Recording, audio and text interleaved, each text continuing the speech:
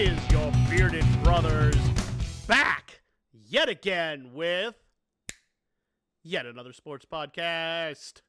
I'm your bearded brother, Matt. Loki's up there.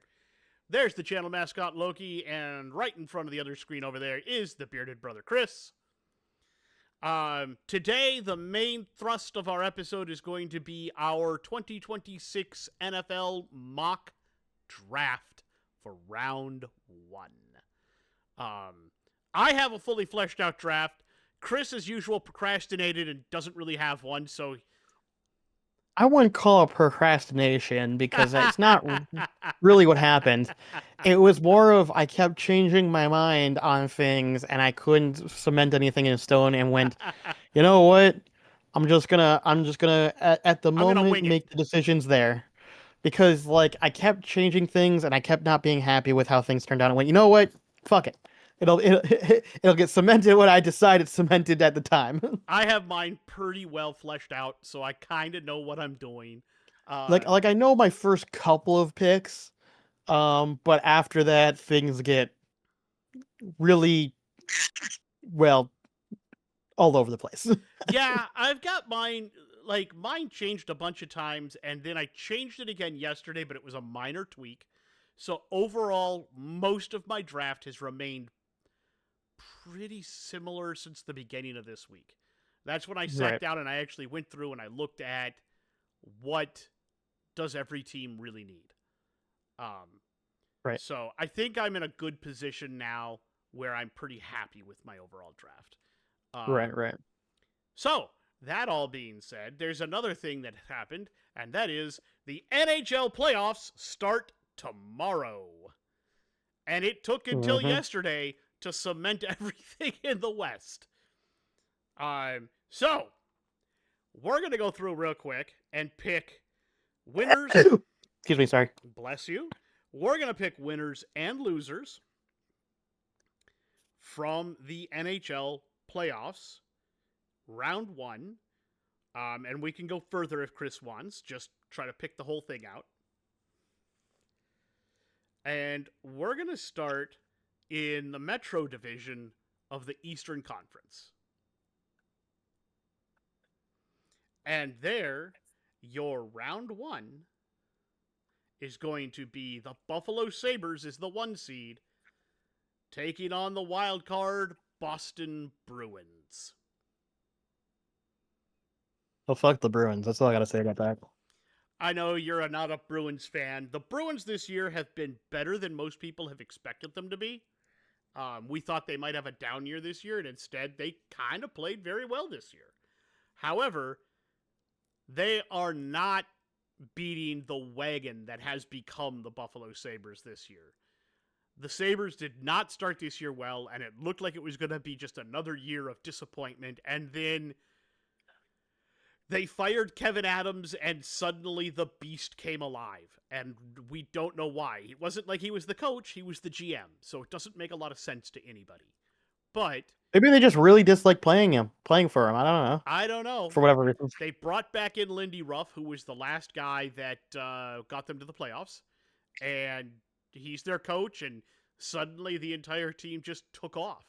It's like the energy in that building skyrocketed. So maybe he was like an energy vampire or something. Maybe. Point is, the Buffalo Sabres have been a wagon ever since that happened. They've been absolutely unbeatable. I think they take this in like 5 games. I think Boston has a chance to win 1, maybe 2, but I honestly say the Sabres in 5. Sound fair to you?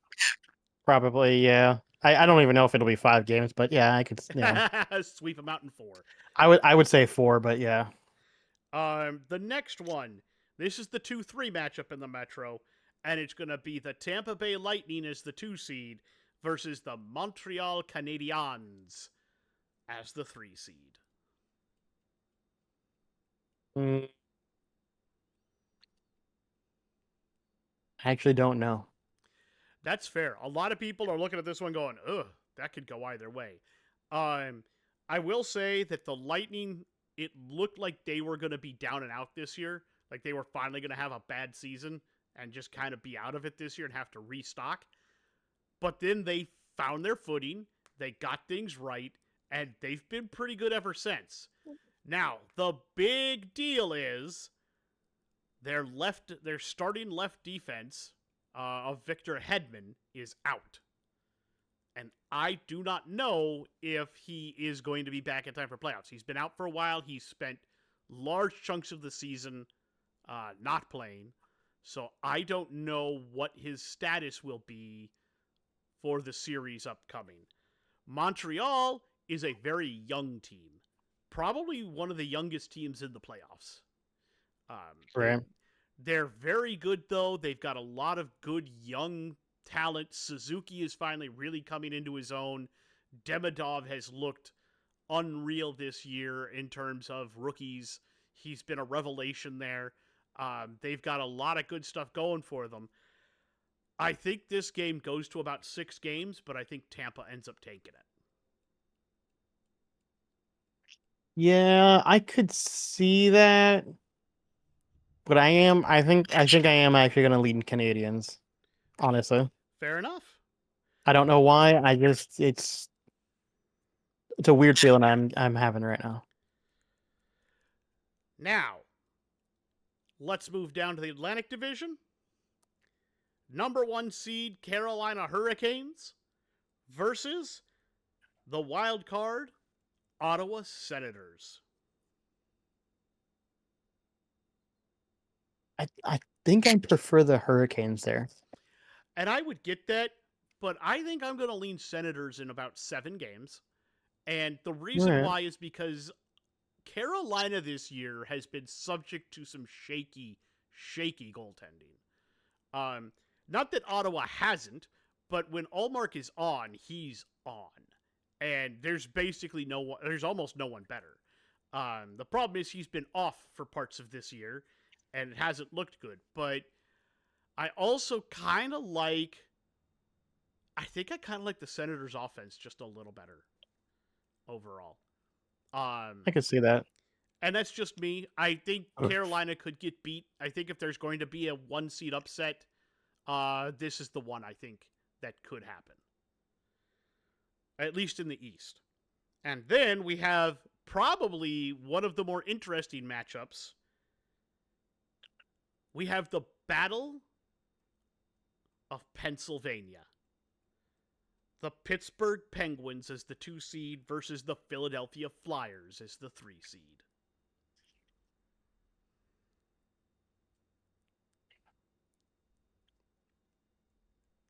I don't have a strong feeling one way or the other, to be honest. The Flyers are a younger team. Yeah. And they've had good coaching this year, and they've got some great young players. But the Penguins have Carlson and Letang and Crosby and Mullen. That's what I was gonna say. I just feel. And Skinner's I think I'm giving a slight edge to the Penguins, but it's gonna go full games, I think. Yeah, I've got Pens in 7 on this one. Now, let's move over to the Pacific Division of the Western Conference. We'll save the Central, where Minnesota is, for last. We have the number 1 seeded Vegas Golden Knights taking on the wild card Utah Mammoth. I mean, it's probably the Knights. It could be, but they've had kind of a rough year of it. They fired their coach 2-3 weeks ago and brought in John Tortorella, who's had a lot of stints in a lot of places, and he's had them playing good hockey. We'll see if they keep playing good hockey, because he can wear on you quite quickly. Right. And Utah's been really, really good this year. They are not a pushover team by any stretch of the imagination. So I think this game probably goes 7, but I think you're probably right that Vegas wins it. But I think it's going to take them 7 games to do it. That's fair. And then we have the number 2 seed Edmonton Oilers facing off against the number 3 seed Anaheim Ducks.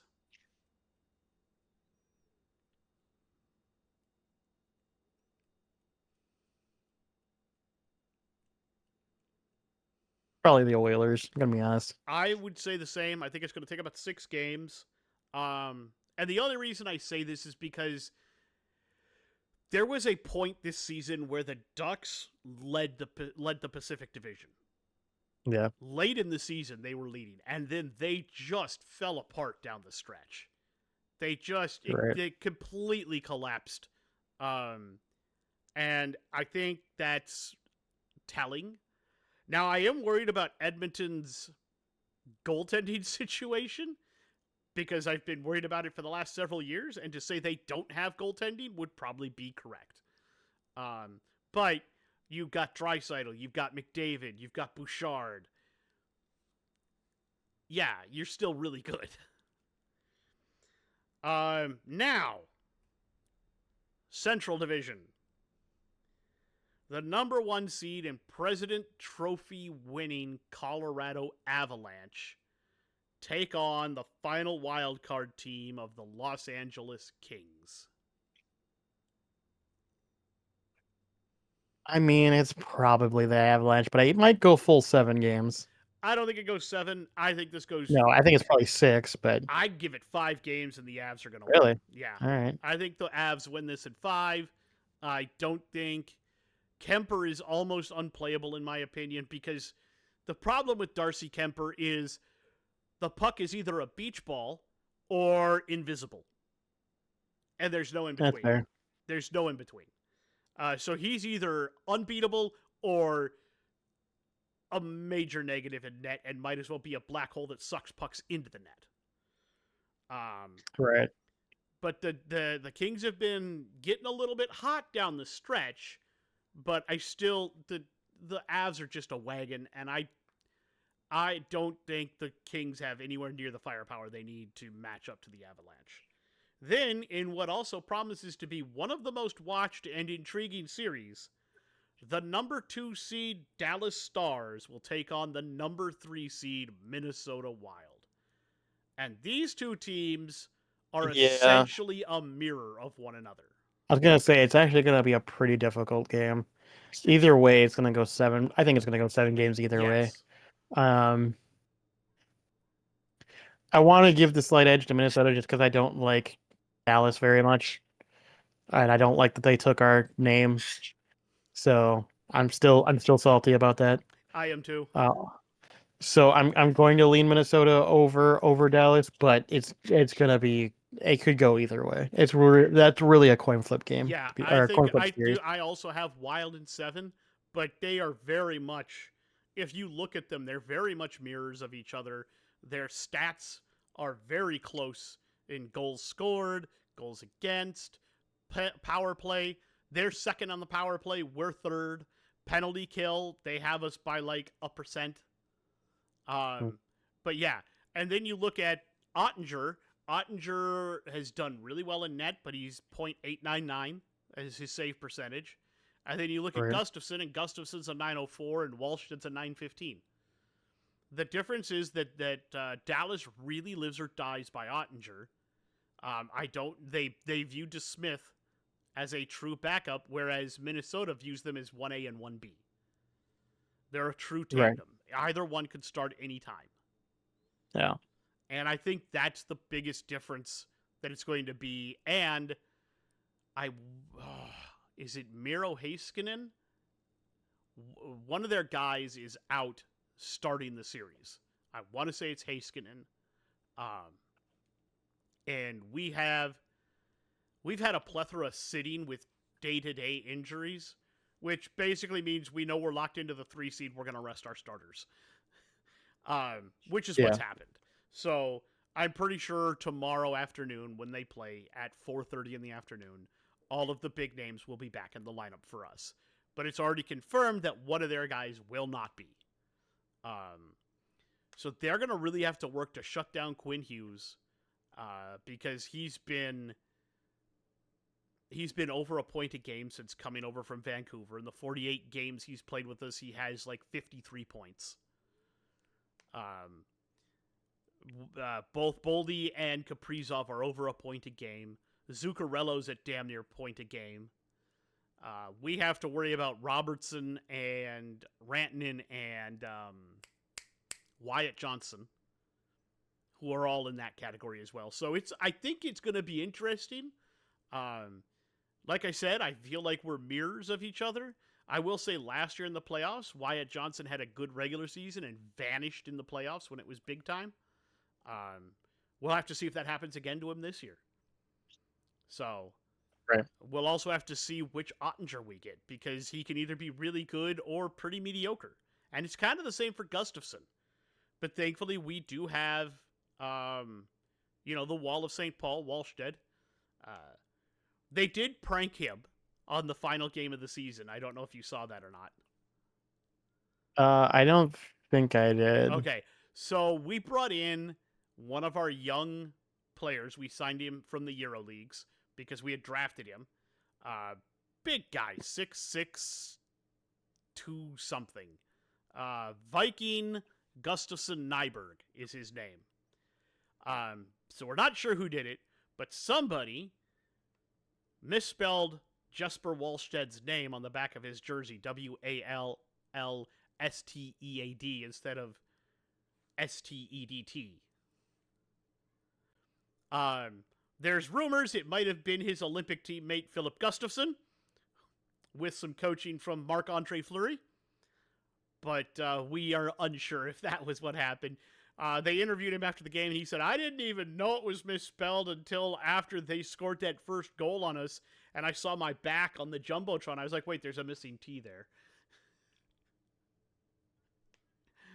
That sounds about right. Yeah, I love hockey players, and goalies are always weird. So, but that's our pick of the round 1 matchups.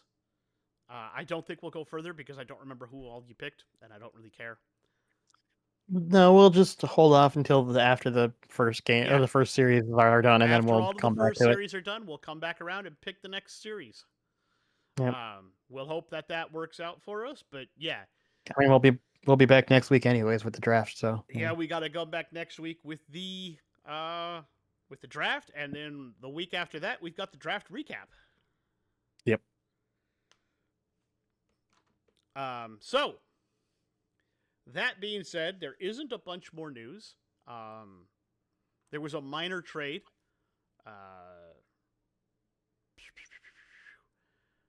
The Falcons traded defensive tackle Rook Orahorror. Yeah, I know. Tough name. To the Jags for Mason Smith, I think his name is. Yeah, I think that's correct. They're both defensive tackles. They basically swap defensive tackles. For the most part, yeah. Yeah. So, okay. That's kind of a nothing burger. Still haven't heard anything More or about, less. Still haven't heard anything about Harrison Smith. Weirdly enough, yeah. I mean, I feel like we're coming up to the draft. You'd want to know if he's sticking around or not, but but by the same token, we also haven't heard from Aaron Rodgers, but I don't think that's that unusual. No, that's normal. And I don't think the funny thing is, as much as no one knows what he's doing, this is like probably the first year I haven't heard anyone be like, what's Aaron Rodgers' decision? Everyone's just like, oh, whatever. I don't even fucking care anymore. Yeah. And the same kind of thing. You're going to laugh. It feels like Brett Favre all over again, because there was always that, maybe I'll retire. And we even turned it into a joke for Wrangler jeans or something at some point. Yeah, Wrangler jeans, yeah. They got him like 10 years later with glasses on going, I don't know. Maybe it's time to retire. We'll have to see. Yeah. I was like, that's kind of funny. But yeah, it feels like Aaron Rodgers is doing that whole thing again. And now, just like what happened with Favre, people just went, I don't care anymore. I don't care. I mean, the thing is, he kind of did it to himself, too, because he said, this is my last season. There's definitely no way I'm coming back. And then towards the end of the season went, maybe I'll come back. And everyone's just like, oh, fuck off. and then when they hired Mike McCarthy, everybody went, I mean, if you want to run it back one last time with your last winning coach, I guess go ahead. Yeah. Nobody would say anything about it. I mean, if I was going to play one more season. I mean, playing with the last coach you got a Super Bowl with would make sense. Yep, I agree. All right. So, With that being said, let's go ahead and start our mock draft. Round 1, the Las Vegas Raiders are on the clock. Chris, let's get it out of the way. You and I have the same player. we all here. know. We all know. I mean, it's Mendoza. Yep. Anyone who's trying to argue that it's not Mendoza is insane. Um, the only way that doesn't happen is for some reason if somehow someone comes along and just gives Raiders a shit ton of picks to take number 1, and even then, whoever picks him is probably still picking Mendoza. Oh yes, yes. So- Apparently, the Raiders have been contacted by people asking about that number 1 overall pick. Yeah, I think And from my understanding, they've their been filed general in manager, I believe, has stated, "We've already had contact with them. They know what they Yeah. need to offer us."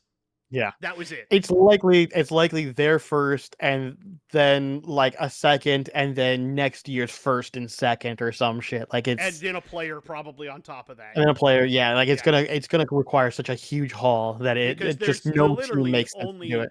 really one first-round quarterback, and he's going at the top of the board, and everybody knows Yeah. it. Everyone knows it. Everybody So knows it. even if it's not the Raiders, I'm still plopping Mendoza as the first Yes. pick because I just Whoever it is, no matter who it is picking Mendoza. yes. So there's right. that. So Number 2. now we have number 2, which is Jets on the clock. This is where things actually get interesting. Matt, what did you decide to do for the Jets? So I looked at the Jets and I realized they need both a linebacker and an edge and a quarterback and a lot of things and a cornerback. I was going to say and a quarterback wide is one of the few, receiver. and a wide And- receiver. They kind of and- a little bit of everything. Yeah. But I looked at it and I said to myself, in my own head, they're more in need of linebacker than edge, but they could still use a linebacker who could be an edge. So I know a lot of people have David Bailey going here. I didn't go that way.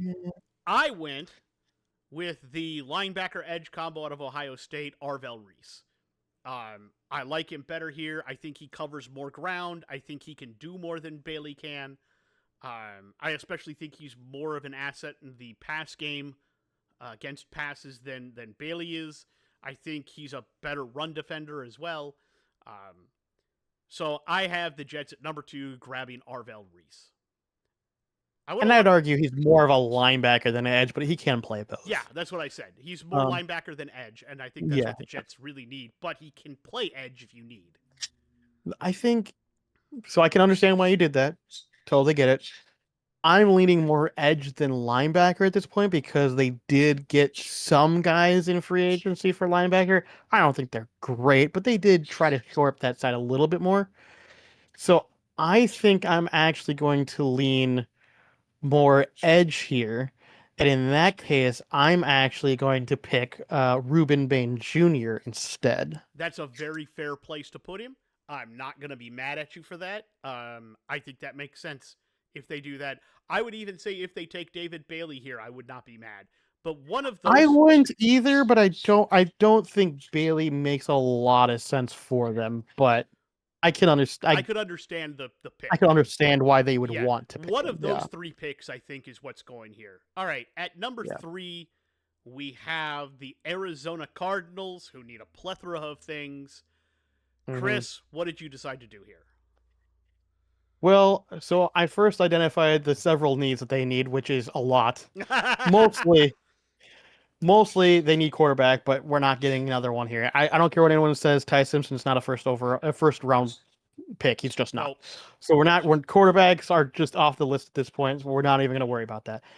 I did see that they also need potentially a tackle. Tackle is something that they could upgrade on.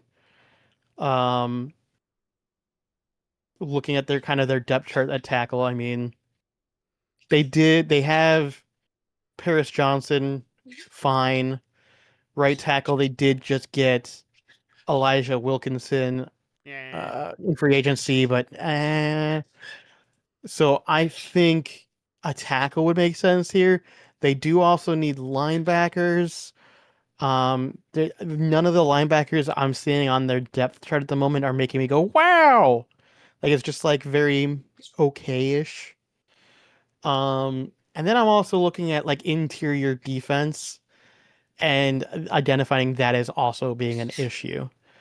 So you could kind of go anywhere with this, but I feel like since you don't really have a solid quarterback, you kind of want to make sure whoever is going to play quarterback is going to be protected.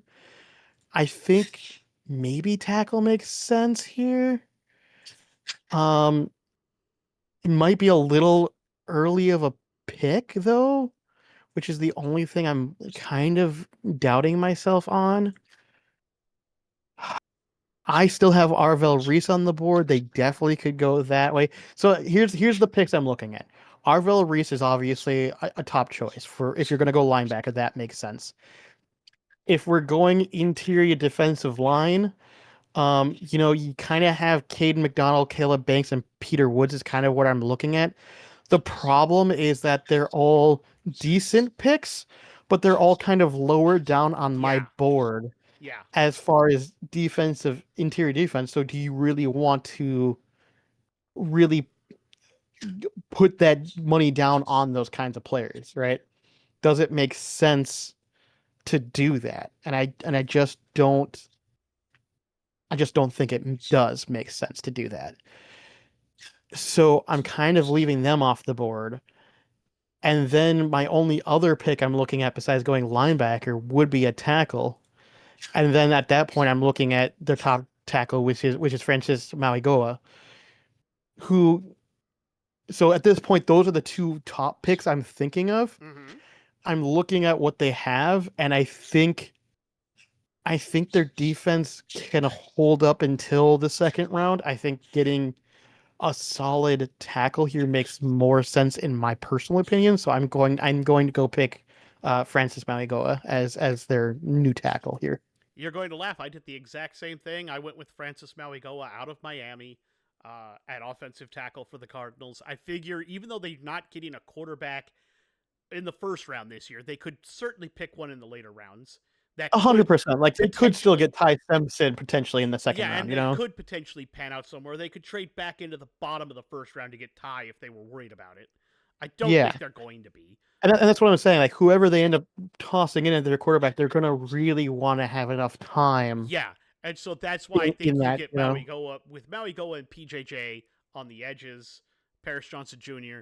I think I think overall that they're a lot better off with that, and I like building a foundation to stick a quarterback into rather than 100%. sticking a quarterback into a situation that's got no line. We Yeah, saw yeah. what happens Oh, with that. for sure. All right. Now with the fourth pick, the Tennessee Titans are on the clock. Matt, what did you decide to do for the Tennessee Titans? Okay, the Titans need a lot of things. Offensive line is certainly amongst them. Pretty much anywhere on the offensive line is among them. Uh, Particularly center and guard are the top ones for sure, but they Center could and definitely guard. use a tackle as well. Unfortunately, both center and guard are much later in the draft. Exactly. Wide receiver isn't something that is uncommon to them. They could They also could. Their wide there's receiver room's also yeah, okay. and there's one other position where I think that they could do quite well at, and that is running back, because they I was really gonna say don't running have back. one. Uh, Yeah. and there's one available in this draft that I believe fits them perfectly. So right here, we're going to go with the running back out of Notre Dame, Jeremiah Love. I think he immediately supercharges that offense. He's going to take a lot because they're not going to just be able to rush the crap out of Cam Ward anymore. You're going to have to deal with the running game too. If you're just pass rushing, Jeremiah Love is going to kill you. So once you get him in there along with Cam Ward, I think you've got the foundation of a really good offense for the future. I think that's where I'm going to go with it. And I think that makes the most sense here. And in fact, these are the four picks that haven't changed in probably a month. Yeah, I was kind of debating on the Cardinals pick between Maligoa and going Arvel Reese, but I think they needed that tackle a little bit more than they needed the linebacker. I also debated here with the Titans if I was going to go Jeremiah Love or if I was going to go again Arvel Reese, who's still on the board, which is, I mean, Insane. for me, seems insane for how good of a talent he is. But like, I think some of these other teams just have higher needs, personally speaking, on other areas. Mm-hmm. I don't think he'll stick around too much longer, but No. we'll see. He might be. He might be still. But no, I'm in agreement. I think Jeremiah Love's here makes the most sense. I know some people are being like, you can't have a good run game if your offensive line is trash. And I agree. But the difference is that I don't think picking up an offensive lineman here makes sense No. because most of the ones they need are going to be Second, in lower third down in the rounders. tiers, Yeah. second or third rounders. So they can still upgrade their offensive line later rounds. They don't need one now. I think getting a good running back now makes more sense than trying to get a top tier guard or center who's not really even on the board in the first place. Firmly So agree. yeah, I'm sticking with you with the pick of Jeremiah Love. Firmly agree. Firmly agree. All right, at number 5, we have the New York City Giants. Mm-hmm. Dexter Lawrence has Mm-hmm. demanded a trade. There's a lot of things going on there. Um, they have some good pieces in place, young pieces. Chris, what do you think they're going to do? You know, that's a good question. Um, Personally speaking, I know that a lot of people are saying that a need is a wide receiver. I don't know if I necessarily agree with that because they still have Malik Namers. They have Darnell Mooney, who they got in free agency, which is okay. They have Darius Slayton, who's been okay. They have a couple other, depth guys that are decent. I don't think wide receiver is actually that much of a need on this team, personally. So, and on top of the fact that they also got a new tight end with Isaiah Likely being a good pass Oh, catcher. I yes, don't absolutely. think they need another pass catcher right now. However, the other needs I had for them was a guard. And as we've already discussed, I do not think there's any guards I can personally think of on the list that is worth this high a pick. No. You could go, the only one that you could go with would be Ionine. Is it Olivanga Ione. Ione? Ione. Ione? And I still think that might be a bit high of a pick for him personally. No offense to him. And if they wanted a guard, that would be the one to pick. But they need to work a little bit on defense, specifically, in my opinion, linebacker. Well, shit, Arvel Reese is still on the board. I'm going Arvel Reese for him. That makes a lot of sense. I'm not mad at you, and you're going to laugh at me because I've also looked at defense and I said if you're going to lose Dexter Jackson, you need to have somebody else because you got that big named edge rusher last year, right? Mm-hmm. Why not get somebody to rush opposite of him so you could put It's fair. pressure on the QB all the time? Well, there just so happens to be a really high end edge rusher on my board here, and that would be Ruben Payne Jr. out of Miami. Yeah, we just swap picks there. We Yeah. just swap picks. We do that all the time, and I always find it hilarious. Uh, Yep. Yep. But yeah, I either Arvel Reese or Ruben Bain here makes a ton of sense in my opinion. I Mm-hmm. would, if I were them, I would be definitely looking to plug Dexter Lawrence's hole that he's going to leave, and by getting Yeah, somebody yeah, else I get that. who can be an edge rusher or a linebacker or something like that. This could be another spot for David Bailey as well. Um, any one of For those sure. three in this mix is a perfect idea. Yeah. No, I agree. I agree. All right. Next, we have pick 6 with the Cleveland Browns on the clock. Matt, who are you going to give the Browns? Okay, first, let's get it out of the way. Yes, the And Browns. they do have 2 first overall They picks. do. The Browns are pretty set defensively. I don't really For the most part. Yeah, I don't really think there's too much that you need that is a high priority need defensively. Yeah. Agreed. What are your major offensive needs? Well, I think you're set at running back because your young running back last year proved that he could carry. Quinshon Judkins proved that he can carry the Yeah, load. he can, as long as he continues to improve, he can be the guy. So, Yeah. what do you really, really need offensively? Well, you need a quarterback.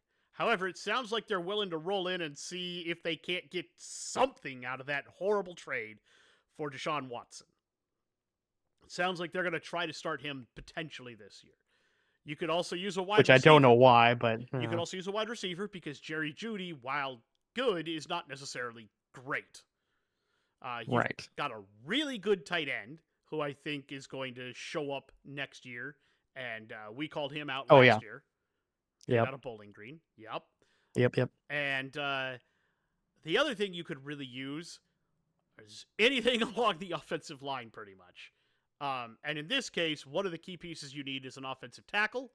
Um, it just so happens that there's one here that I think I like, and I'm going to do that.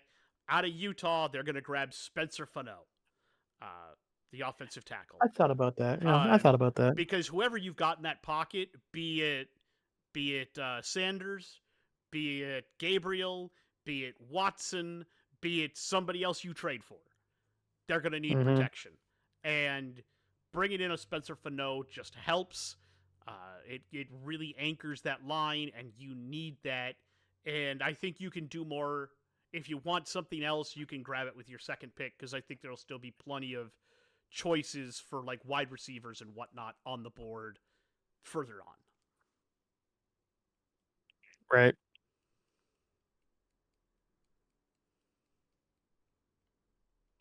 I don't disagree with you on that. I understand why you went with that particular pick. But I'm going somewhere else. Okay. However, I'm not decided exactly where yet.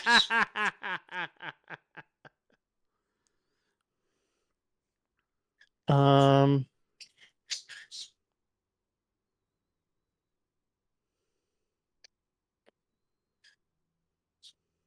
do I go that way? Do I go that way? Hey, let's check that one. Does this one make more sense?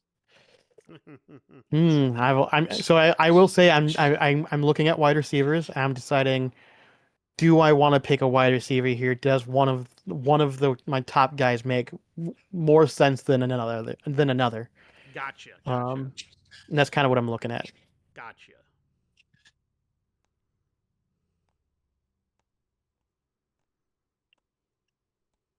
Da, da, da.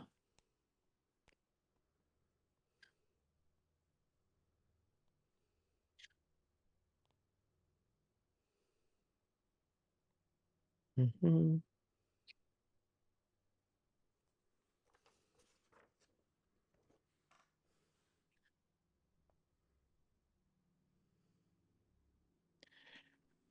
Huh. Huh, huh, huh. Tough decision, actually. Mm-hmm. Because I think all of these guys are decent. I don't want to reach too much.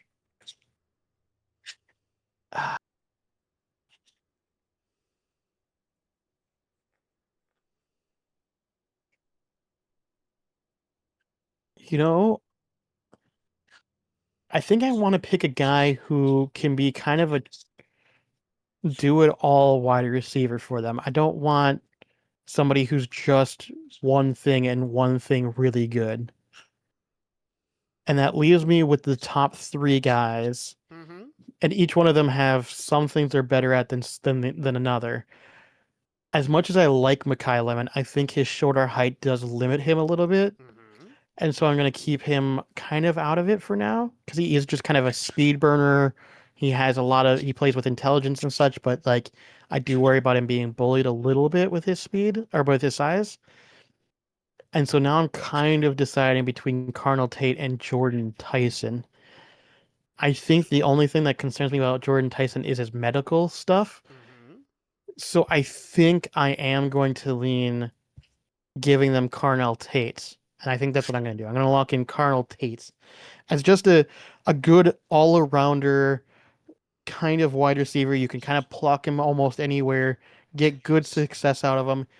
And I think they just need somebody who can be reliable. And he kind of feels like that kind of reliable wide receiver that you can kind of expect to find a way to get balls open. He isn't always flashy, but that's not exactly what you're looking All for right. right now. All right. At number 7, we have the Washington Commanders, who recently came out with some really nice new uniforms for the next upcoming season. Really like that burgundy. Mm. Yeah. I think it's pretty. I like it. However, there's a lot of different things that you could do with the Commanders. Chris, what do you think they're going to do? So they have a couple of different needs. They do need a running back, but I don't think any running back besides the one we've already picked is really worth it in the first round. I mean, you could go Jadarian Price at some point, but I just don't. Especially not in the top 10. But not in the top 10. Yeah. Wide receiver is still available. I think either Mekhi Lemon or Jordan Tyson would be good for them, but I don't know how necessary it is. So I'm kind of looking at their defensive line as being a little bit of an issue. But I just don't know. You could go that way still. But again, I don't think any of our top guys really are worth that kind of top 10 pick unless we're looking at specifically edges. And even then, I'm not sure, you know, if I really want to go with like David Bailey here as an edge for him. I just don't think they really strongly need it. I mean, because they really did beef up both their left end and right end already. I mean, they could go that way, and I wouldn't blame them for it. Going David Bailey would not be bad, but they also could use a safety. Looking at their safety, I mean, they did pick up for strong safety. They got Nick Cross, which, and then free safety is Will Harris. So safety could still be a thing they'd look at. Defensive line, I just don't know because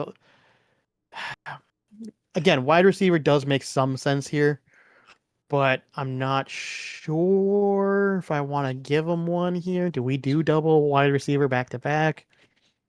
How many are there going to be available? I mean, looking at my list, we have at least 1, 2, 3, 4, 5 wide receivers the first round, and a lot of teams need wide receivers. Upcoming, I mean, I'm looking at Kansas City, Saints, Rams, Ravens, all needing wide receivers. So the odds that any of these guys are going to slip too far is unlikely.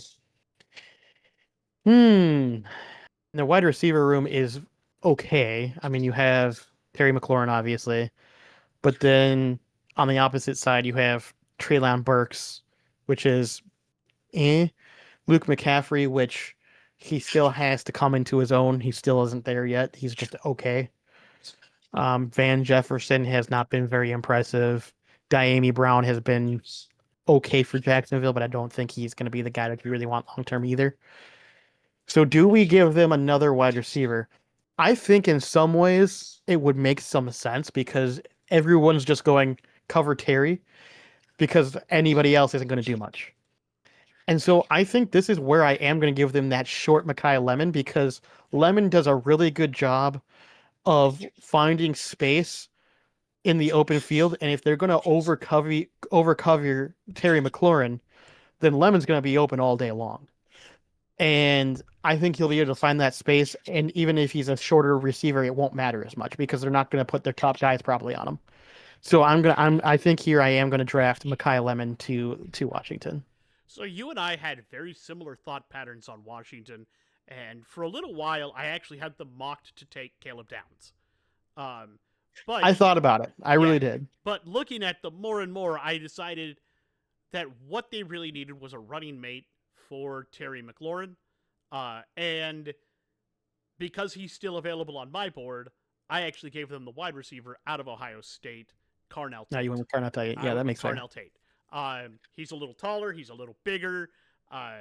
He's not nearly as fast as Terry, but that's the whole point. You get a guy who can high point the ball the way Tate can, and now you've got kind of a guy you're using as a possession receiver, and somebody that can draw the defense down into you, which is kind of a key thing. I agree. I agree. All right, at number 8, we have the New Orleans Saints on the clock. So, Matt, what did you decide to do for the New Orleans Saints? Oh boy, the Saints have got a lot of issues, and they certainly could use another running back. Um, because starting to get a little long in the tooth, isn't he? I mean, to be fair, they did pick up ETN Yeah, they did grab because Achon. I think they didn't think that they would have a chance at getting Love, and they didn't want to pick up another guy later, Yeah, so they decided to so I pick up think Achon instead. they grabbed Achon. Um, I'm okay with that. Yeah, Um, he they're had a just trying to great give year themselves last a year for little bit Jacksonville. of wiggle room Yep. until the next draft, Um, basically. However, one of the things that I've noted that they've had issues with for a while now, and they lost one of their key guys that was doing it. Um, they cannot put pressure on a quarterback to save their lives. Um, Not really. Edge rushing is something they really need, and there's a guy here whom I think is that's kind of his bread and butter, and he's pretty good at it. So out of Texas Tech, they're going to grab the edge, David Bailey. They could use him as a linebacker as well, but I feel Yeah. he's more a natural edge than a linebacker. And I think, again, I think this just makes sense for them, and I think he helps charge up that defense. Yeah.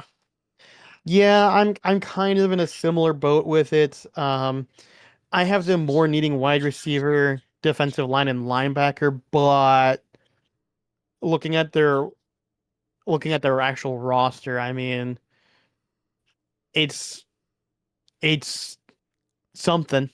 Um, I mean, their defensive ends, they have Brian Brees and Vernon Borotin. They have a nose tackle because they play a 3-4, and Devin Goodchocks. Eh. And the defensive tackle, they got Nathan Shepard and John Ridgway. Like they're just kind of a nothing burger on defense. Like anybody on the defense would be better, pretty much Mm-hmm. overall. And as much as I want to give them interior defense, There just I isn't I one here don't. that works. There isn't one that makes sense here. Linebacker, you could go linebacker here and be okay. Like you could go Sonny Styles and plug him in here, and I think that would be an immediate improvement over what they currently have as linebackers.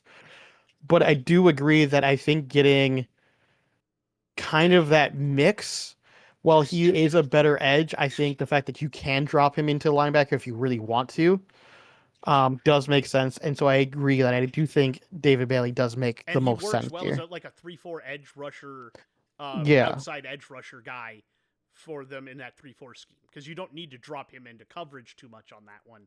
No, exactly. I think he fits perfectly there. Yeah. At number 9, we have the Kansas City Chiefs. They had kind of a down year last year. They did. Did not look very good for them.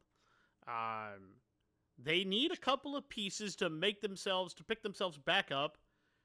Chris, what are you going to do with them here? So this is an interesting one. The Chiefs typically don't have this high of a draft pick, so it's kind of weird to see them this high up. Um, I think you could argue wide receiver being somewhat of a need. They have Xavier Worthy and Rashee Rice, but that's basically it. And they can get away with that, especially because they still have Kelsey at tight end. They still have Mm-hmm. some pass catchers Mm-hmm. there. So do they necessarily need a wide receiver? Depends on who you ask. Um, I think edge is also kind of a need for him right now. Mm-hmm. The problem is, I think all of the good edges that are worth a high top 10 pick are Mm-hmm. kind of already taken at this point. Yeah.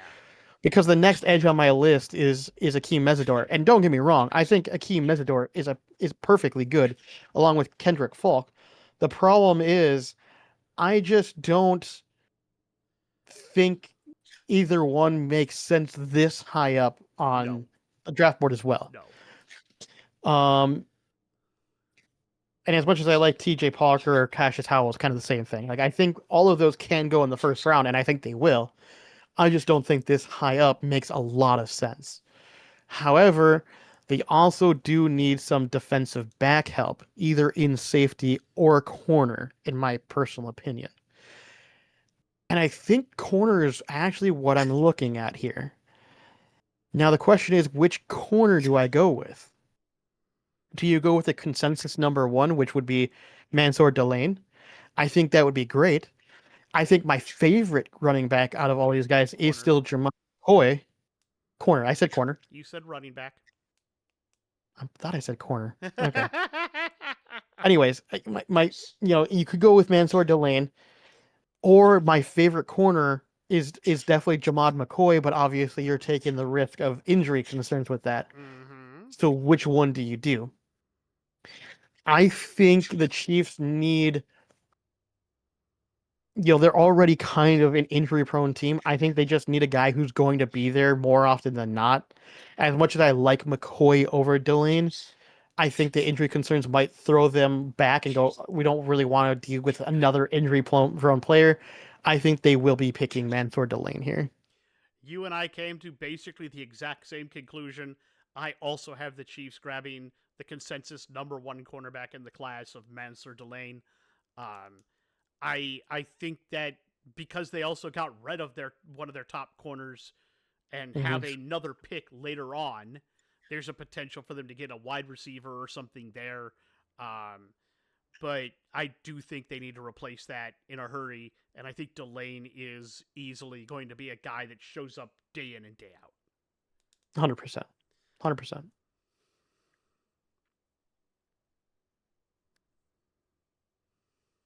All right. So moving on to pick number 10. Pick number 10 is owned by the Bengals. Bengals are on the clock. Matt, what are you going to do for the Bengals? Oh boy, the Bengals need a lot of things. They've needed help at the O line, but they did sign a guy in the free agency to kind of help anchor their line. I'm not mad at that. I like that. Their biggest thing is they lost an edge rusher, but I don't think again we've just talked about it. There isn't really an edge rusher that deserves to be top 10. So they could go with linebacker here, and Sonny Styles is still available. But I think there's something else they need a little more of, and that is definitely defensive secondary help. I've said for a while, you can't stop anybody. You're going to have to boat race everybody. I think they need somebody in the defensive backfield that puts the fear of God into receivers and puts the fear of God into running backs because of what he can do. There just so happens to be such a man available currently. And out of Ohio State, we're going to draft the safety, Caleb Downs. I don't disagree with that. I don't disagree with that. I'm kind of in the same boat. I'm drifting between, do I go Caleb Downs or do I go Sonny Styles? That I was my think big both are question. I think both are great options.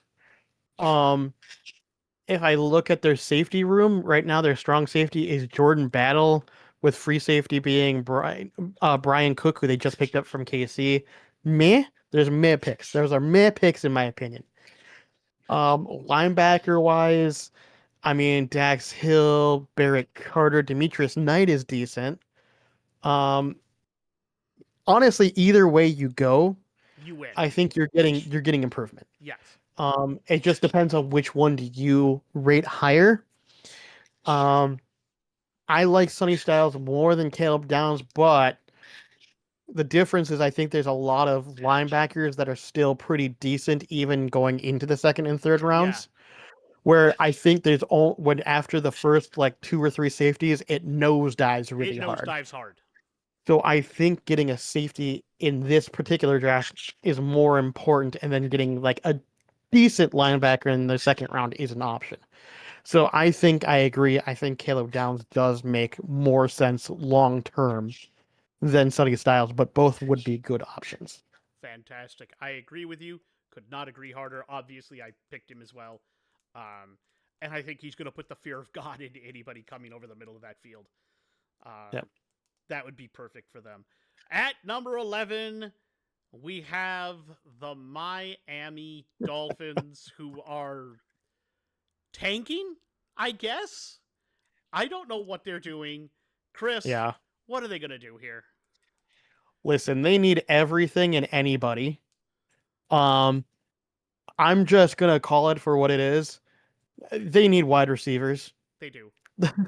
They have none, and I'm just picking the next best wide receiver on the board, which is Jordan Tyson. Yeah, they need guard and defensive backs, but fuck that offense looks anemic. So I'm gonna give them something to fucking work Yes, with. thank you. I came to the same conclusion, but I still have another wide receiver here other than Jordan Tyson. Yeah, you probably still have Makai Lemon, yeah. Yep, this is exactly who's going to go here. It's going to be Makai Lemon. I think he's going to, they're going to try to do whatever they can with that. I think the only reason they're going to shy away from Tyson is his injury history. I get it, yeah. So I they just went want with what somebody. was next available. Yeah, Yeah, if they they're had going to. Makai Lemon on the board, they would take Lemon over Yeah, Tyson any day. 100%. But yeah, I think their offense is going to look anemic, but give them Makai Lemon and maybe you squeeze out 3 wins. You got a chance at least. You got something going on. All right. With that being said, we now have at pick 12 the Dallas Cowboys on the clock. Now, Matt, remember, you're smarter than Jerry Jones. What would you give the Dallas Cowboys? Okay, so the Dallas Cowboys could use some help at edge rusher. They could use some help at linebacker because they keep getting injured at linebacker. They do. Um, there's been people who have suggested that perhaps they need secondary help as well, but I really want to give some of the young guys they got like last year A chance to try to, yeah. improve. Yeah.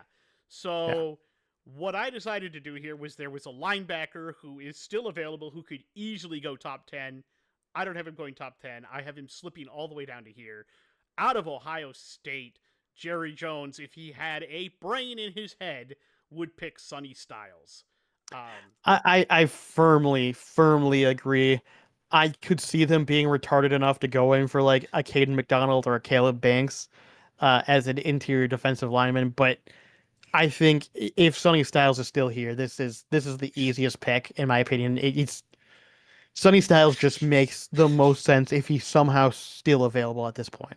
I agree. And I'm in the same boat. I'm also picking Sonny Styles because just looking at what is on the board, it makes no sense for them to pick anybody else. Now, You the could other argue they person, could trade down, and I they could understand and I that. would understand that. The other thing that would be interesting for them to do would potentially be, because they don't have one that I like, would be for them to grab tight end Kenyon Sadiq here. They could definitely go that way. I have him going to somebody else that I I do think too. really needs a tight end, but I have him going we'll get. somewhere else where they kind of need an heir apparent at tight end. Yeah, yeah, He's going a little later for me, but he's still going yeah, to be really good, I think. yeah, 100%. So at number 13, we have the LA Rams, and this is their pick from the Falcons. Knowing what I know about LA, I would not be surprised to see them trade out of this pick. Yeah, yeah, pretty If much. it's LA. But if they stick and pick here, Chris, what are they doing? I feel this is kind of an easy one for me too. They claim they need wide receivers, but let's be fucking honest, they do not need wide receivers.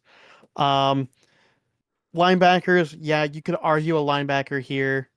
I don't know if I really want to make that opinion though, because I don't think their linebackers are really that bad. You could even argue tight end because they have Colby Parkinson and Ferguson, but they've been, and even Higbee, they've all been kind of decent tight Yeah. ends. You don't really need one right now. So if I look at what their roster is, I go, well, you know what they kind of do need that they could improve on? Give a little bit more protection to your quarterback, and I still have a top-rated tackle who still hasn't left the board. So I think I'm going to give him Spencer Fano. Fair enough. For a long time, I also had tackle here, but I ended up changing my mind on that because, let's be honest, we don't know what's going to happen with Puka Nacua because he keeps putting his foot in his mouth. He'll still And play. Let's be honest. I think the odds are unlikely. He's also had some injury issues, and Devontae Adams isn't getting younger. So there's a potential problem there, and there's still one of my top 3 wide receivers on the board. albeit he has an injury history. But I don't really think that the Rams concern themselves with that. Apparently, they have some sort of magical healing potion in the back room that they give to I people. mean, they keep giving it to fucking Stafford, and They he's keep giving it to coming back. Stafford. Eventually, when he retires, they can give it to somebody else. And in this case, Yeah, they're going to draft the wide receiver out of Arizona State, Jordan Tyson. I think he's a yeah. great, like, when Adams finally retires out, boom, Tyson, plug in and play, go. Yeah. I agree with that. I agree with that. All right. At number 14 on the clock is the Baltimore Ravens. Matt, what are you going to give the Baltimore Ravens? What they need the most is an offensive center to replace the one they lost in free agency to the Raiders. But there It isn't really isn't a good one. there isn't one that I would feel comfortable putting here. No, honestly, they can get one in the second round. Second round, I think you'll be able to get one. I'm not as worried about that as what you might be. However, there is one other player on their team that I am super duper worried about because we don't know really what his status is for next season. And that's Matabike. He's dealing with a major neck injury, and we don't know what kind of player he's going to be when he gets back. So, shoring up the interior of your defensive line would seem to be a smart move. And with that in mind, I have the Ravens picking the defensive tackle out of Clemson, Peter Woods. I get it. I think it's a little early still for these kinds of players to be going, personally. It's personally speaking. I mean, we're talking, in my opinion, people that should be going probably, in the high 20s. I get it, But but I think he's the I get best it if you DB on really the need it. board. If you really need them, I get it. I think I'm going to disagree here. That's fine. I look at what they have on their team and I go, well, shit, they have as wide receiver Zay Flowers. Who else do they have catching the football? Fair. And can you rely on Zay Flowers to be there all the time? No. Is it a reach to do what I'm about to do? Absolutely. But I think it would be overall a benefit for the Ravens, and I think I am going to draft Casey Concepcion for the Ravens. All right. Fair. I'm not going to say that that's bad. At 15, we have the Tampa Bay Buccaneers, who looked like they were going to easily breeze into taking the NFC South, won a bunch of games to start the season, and then just absolutely the wheels came off coming down the stretch. And yet somehow they kept their head coach. Yeah, for so sure. with that giant backup of crap, what are they going to do, Chris? Listen, there are a lot of plenty of options. You could get an edge. You could get a guard. You could get a linebacker. I'm doing none of those things. I'm picking the best tight end on the fucking board and giving him Kenyon Sadiq. Fair. Straight off the bat. I'm not a question. They don't have a very good tight end. They got Cade Otton, who's fine. But let's be honest, give him another offensive weapon in Sadiq. And that actually shores up the fact that you did, get rid of one of your top wide receivers. Fair. I, on the other hand, looked at them and said, one of the things that would help is if they didn't get scored on quite so much because they couldn't put any pressure on the goddamn quarterback. So, with that in mind, I went ahead and said, let's grab the edge out of Auburn, Keldrick Falk. And I think that's what they're going to do here because he can also help shore up their run defense. Yeah. Which is less than stellar.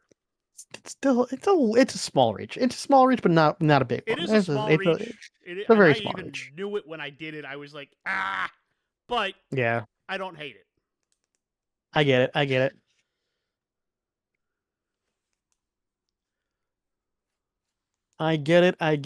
it. All right. So we have on the clock at number 16 a returning team in the New York Jets. What are you going to give them based upon what you've already given them? All right. So I gave them linebacker edge Arvell Reese at pick 2. You gave them Ruben Bain an edge. we both have the same mindset in hand. Um, I looked at it and I went like this. Could I give them more offensive weapons? Yes, but what are they going to do with them? Absolutely Exactly. not a damn thing. They could not. One of the big things is they are being coached by a cornerback, and they had 0 interceptions last year. 0. Yep. So, what am I going to do? I'm going to give them a cornerback, and it just so happens that there's one here. Yes, there's an injury history. I don't care. He's dynamic, and if he's healthy, he's absolutely a beast. He absolutely helps you wash Sauce Gardner out of your mouth. From Tennessee, the Jets will pick the cornerback, Jermod McCoy. Yeah, I was kind of on the same vein. Because I wanted to give them, I really did want to go, all right, I'm going to give them a good defensive player, and then I'm going to give them a good offensive player. But when I look at what's left on my board for wide receivers, I have Omar Cooper Jr., who's fine, Denzel Boston, who's fine, Chris Bell, who's, repeat me Fine. again, fine. And I feel like with the quarterback you have, no offense, I don't think any of these guys are going to make him look better. So it doesn't make sense. Instead, I think you continue beefing up your defense. I think you just go, you know what? We might not put up a lot of points, but neither fucking are you. And so I'm in the same boat. I think despite injury history, they're going to go, I don't care. We're going to take a shot in the dark on a guy who looks like the best corner. If it turns out his injury isn't that big of a deal, then we ended up with the steal of the draft.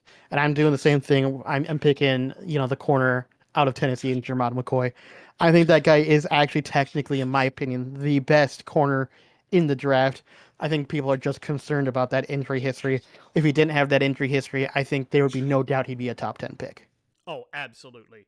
I think he would be where Mansour Delane is. Um, Oh, absolutely. Yeah. but yeah. So at number 17, we have a team that had been the Kings of the North for a couple of seasons. They lost their offensive coordinator and had a bit of a setback season last year. Chris, what are the Detroit Lions going to do at 17? I was looking at their team. They need tackle, they need D line, they need linebacker. Those are the big three that I have them needing Yep. the most. I'm looking at what I have available, and while I could give them defensive line, I think there are a couple tackles that are still on the board that are not going to be reaches that are still perfectly good picks here. And that's what I'm actually going to do. I'm actually going to pick a tackle. I'm going to go ahead and pick for the Lions Monroe Freeling out of Georgia. It's funny. This is also where I put Monroe Freeling out of Georgia. And I picked him over Lomu, not because Lomu's a bigger project, but because Freeling is a run blocking tackle. Yep. And if you want to get Sonic going, because he's obviously going to be your guy, and now you've got a different Knuckles, apparently, that you're going to try with Pacheco. Good luck. Good luck. If it works, it works. But Freeling is really good at run blocking, and I think this will help open up more lanes so that they can run the football better. Mm-hmm. Mm-hmm. For sure, agree with you on that. All right. So we have at pick 18 the Minnesota Vikings on the clock. Matt, what are you giving the Minnesota Vikings? Okay. By the way, I think this is probably the easiest pick. It is. If this player is still available here. I think this is the easiest pick. And it's been a lot of people have recently started coming around on this. There were still, for whatever reasons, taking another player over him, and I didn't get it. I just don't but get a it. lot more people are looking at it and going, if you want to replace Harrison Smith right away because he's not coming back, there's only one way to go. You technically could also use a cornerback. Unfortunately, Jermod McCoy is no longer here, and that would have been the corner that I picked here. That would be the corner I would pick, yeah. Don't get me wrong, Avion Terrell or Colton are good picks too. I just don't think they're worth not the this 18th. pick. Yeah, not the 18th overall pick. Not when you have Yeah. safety from Oregon, Dylan Thieneman. Yeah.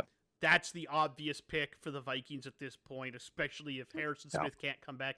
Even if he can, picking Even if Dylan he can, Thieneman. let's be honest, he's probably only going to be around for another year at most, Yeah, maybe and 2. grabbing. But the fact that he's been so undecided for so long at this point, I just think picking Thieneman makes sense as an obvious successor. Yep, 100%. There's not much question in that. I think he's a great safety.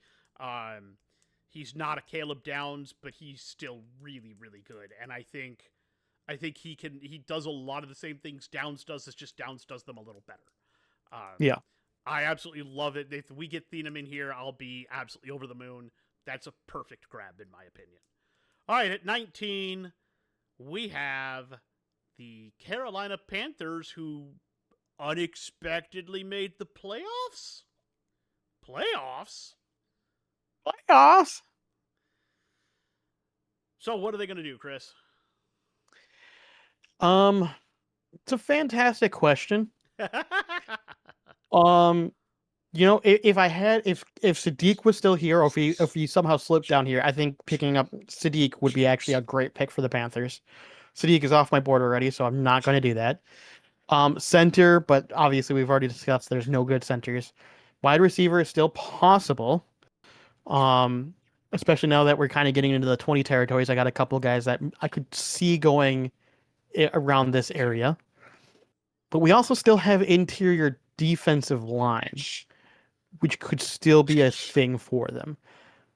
So do I want to? So I'm kind of in the. Do I want to give them another weapon, or do I want to give them a little bit more help on the defense? It's kind of where I'm at right now. Kind of making that decision. Um, if I look at kind of what they run kind of a nose tackle with defensive ends. I don't think there's any other defensive ends that I really trust on the list. I know there's one guy, if he's still here, but I need to see if he's worth it. That is a bona fide nose tackle player. Was it Corleone? Mm-hmm. But I think he's a second or third rounder. Yeah, Dante Corleone. Um, yeah, I think he's more likely a second rounder. So maybe they decide to try to pick him up in the second round. So maybe we don't go interior defensive at this point, especially with the way they run their defense. Because they don't really use defensive tackles in the same way that other defenses do. Mm-hmm. So I don't think going for like a Peter Woods or a Caden McDonald or Lee Hunter make any sense here. So maybe wide receiver is the way we go in the long run. And then the question becomes, which one do we pick that's left? I'm kind of looking at 3 different guys that I think are really good who are still on my list here. Let me double check where I have them ranked. Yeah, I still have Omar Cooper, Denzel, Boston. That's my top 2 obvious choices still. And I think they're both decent. Omar is more of a slot receiver. What about Denzel? Would he be a good fit for the team? Got pretty good speed. Not like a mega burner though. But you don't really need that. You just need a good secondary to Tet. I think either one of these guys actually would be pretty good at that. The question is, which one do I prefer more? I think if you give Tet like the long balls, I think Omar being the short end wide receiver makes sense. And so that's what I'm going to do. I think I'm going to draft Omar Cooper Jr. for the A little earlier Panthers. than I had him going. Yeah, it's a little early, but it's in my brain based upon what I had going. It's only a small reach. It's not a huge reach. Yeah.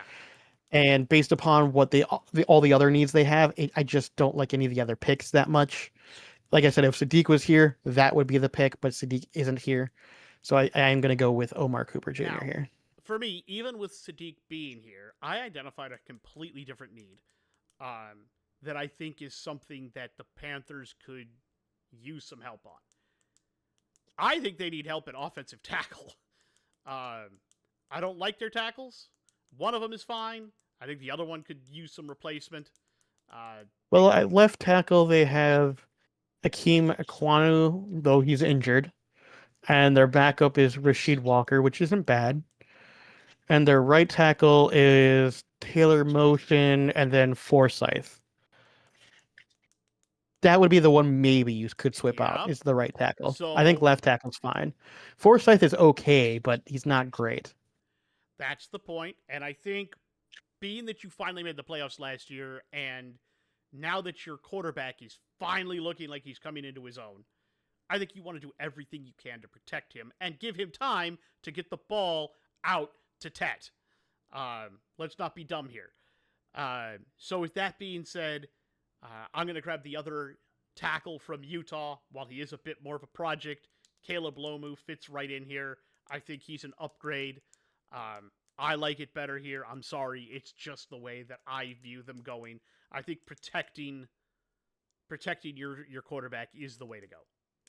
I mean, I have Caden Proctor even being higher up than Lomu. I think Lomu is a pretty decent reach in my opinion for you, but go off. Remember, I had Lomu ahead of Proctor. Yeah, I think Proctor is better. And I think Lomu. I think the wide consensus is Lomu is an early second, late first. So I don't agree with you on it, but I get it. It's just how I view Lomu. I understand a tackle here. I think Caden Proctor, Blake Miller, Caleb Lomu territory makes sense. It's just not the tackle I would have chosen Yeah, fair enough. if I would I'm have not gone mad tackle. at you for that. But that's it. No, So fair yeah. enough. You're not mad at the Um position. You're mad at the player. yeah. I like the position choice. I don't like the player choice. That's the Fair best way to enough. put it.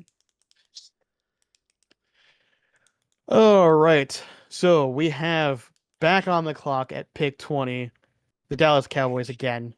Matt, based upon what you've already given them, what are you going to give them this time? So they got a linebacker last time, but Sonny Styles was never a pass rusher, but he is a very good overall linebacker.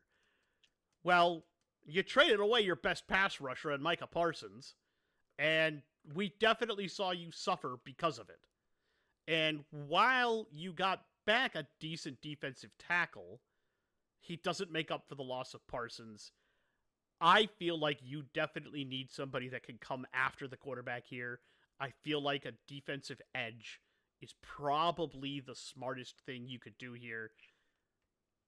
Jerry never does the smartest thing, but if he were, I would give him the other edge from the University of Miami, Akeem Messidor. I could see that if I look at what they already have. I was debating on do I give him a defensive tackle, but they have Quentin Williams, who's a pretty decent defensive tackle. I don't think they need to really replace that. Their nose tackle is Kenny Clark, which sure you could replace that, but again, as we already discussed, is this the right place to really be picking up a nose tackle? Not really. Mm-hmm. Defensive end wise, they have two new ones that they picked up, which is Otito Ogunbonoya and Jonathan Bullard. How much do you trust those guys to be your top pass rushers? Yeah. Yeah. Yeah. So my question comes down to I think you're in the right territory. My question is that particularly the correct choice? There's a lot of different edges you could put here. Um, that's the one I picked, but I could easily see TJ Parker or Cassius Howell here as well. Yeah, I was trying to decide. I mean, Kendrick Folk is more of a run defense guy. He's not going to be That's right. You still as have much of a Kelvin pass Polk rusher. available, don't you? Yeah, I do, but he's not as good as a pass rush. Um, it's not bad. It's just not as good, if that No, makes sense. it's not. He's much better run Yep. D. Um, TJ Parker, I think is a decent player as well, but he's more of a ball stripper. I mean, that's not bad. Not really fast. Do I really want to go that way? I'm not sure TJ is the right choice either. So do I like Cassius Howell? So now the real question is, do I like Howell more than I like um Mesidor? Because I do like Mesidor as well. And hmm, or come in, rush.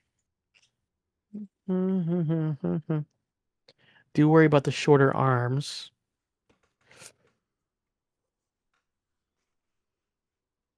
His pass rush is okay, but not great. So there is that concern. Hmm.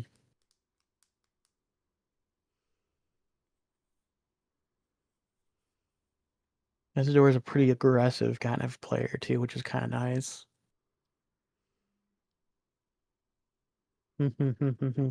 I think you could be happy with either Mesidor or Howl here, to be honest with you. I think Mm-hmm. both give you a very similar player. Mm-hmm. Um, so I think picking either one is good. I actually do have Cassius Howell rated a little bit higher than Mesidor, but that's in just overall value.